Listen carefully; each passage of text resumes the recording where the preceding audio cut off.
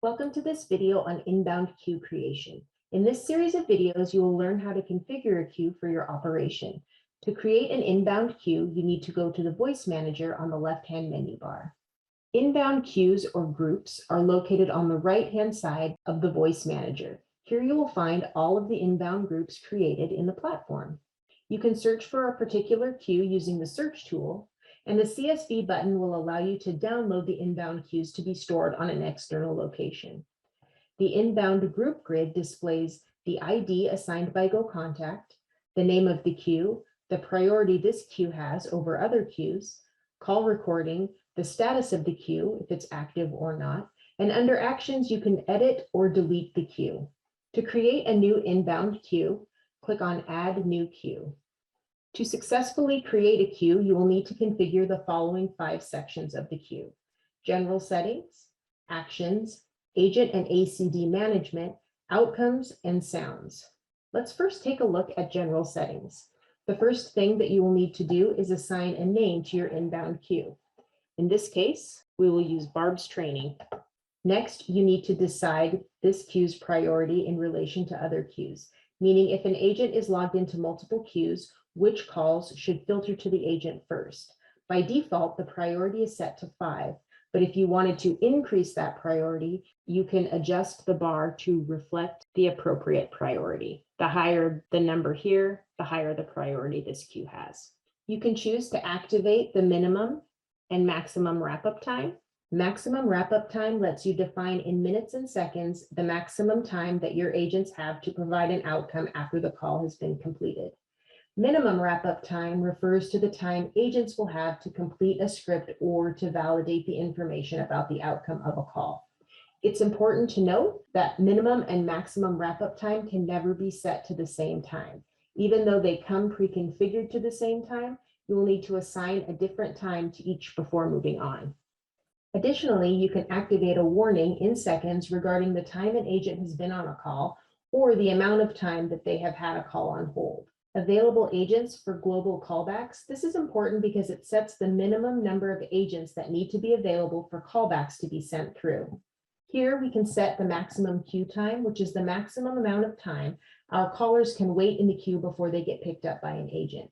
You can also configure the call recording to never record, always with pause, meaning the agent can pause the recording, agent on demand, meaning the agent chooses when or if to record the call and can also pause the call if they need to. You can also select to record a random percentage of calls from 5 to 50%. You can choose to allow scheduling of callbacks for other agents, and you can choose to use the inbound DDI or DID on outbound queue work. If we scroll down to the queue schedule, this is where we can schedule the days and times this queue is going to be active. We can set the days of the week this queue is going to be active by selecting yes next to the date in the accept calls column. We can set the hours by clicking on the start time and entering the time we want our queue to be available to take calls. Once we select the time, we want to click on the check mark to validate it, and we will do the same with end time. If there are days the office is closed, you can set schedule exceptions.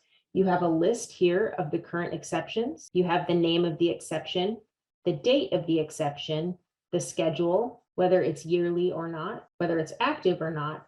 And under Actions, you have the option to delete this exception. To add a new exception, click on Manage Exceptions, and you'll need to enter a name for your exception. Let's do Independence Day. Then we'll need to enter the date. We can choose the start and end time, or if this is going to close the queue for the entire day, we can choose all day here. And you can repeat it annually, meaning you won't have to configure this exception again for your queue.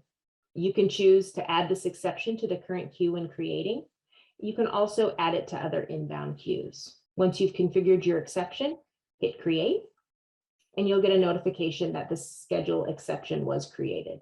Here you have your exceptions list. This is a list of all of the exceptions that have currently been created in other queues. You can select the ones you want to add to this queue and click add, and they'll show up here in your grid. If we scroll down to advanced settings, you can set the recording leg to follow the customer. So if the call is transferred, it will continue to record, or to agent, meaning the recording will terminate when the agent transfers the call. If you choose customer in the recording leg, you can choose to record the full call length. If it follows the agent, you will only be able to record the leg of the call that the agent participates in. The recording name is important for audit. You can configure the name by adding tags from the list of available tags. If you include the date, it will list the date and the hour when this recording was initiated. You can decide if you want to use an external script or to authorize your agents to use any website outside of GoContact. If you do, you'll want to type the website in here. You can also select the default voice tab. This is what the agent will see first. You can choose from script, history, callback, voicemails, ticket list, and contact search. Under template field settings, if you have previously configured a template, you can add it here so your agents are able to see all of the data required from the database and not just the default. Once we've configured our general settings, we'll scroll to the top and click on Next to navigate to the Actions tab.